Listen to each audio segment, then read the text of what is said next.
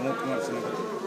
आज बेलपाड़ में आंदोलन आज प्रथम थर पाई ना या पूर्व बहुत थर बेलपाड़वासी आंदोलन कर तो बारंबार आंदोलन हो बारंबार प्रतिश्रुति दिया आपण मैंने फल पाई ना कौन कहे देखु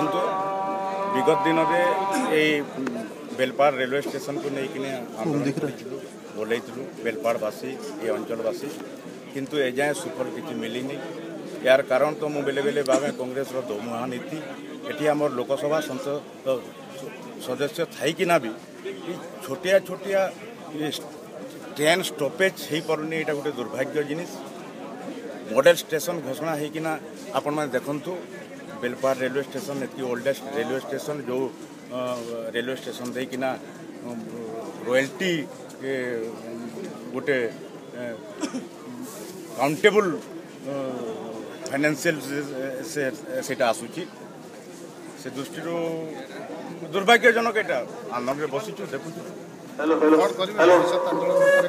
भविष्य आंदोलन जो दाबी पूरण न चली आंदोलन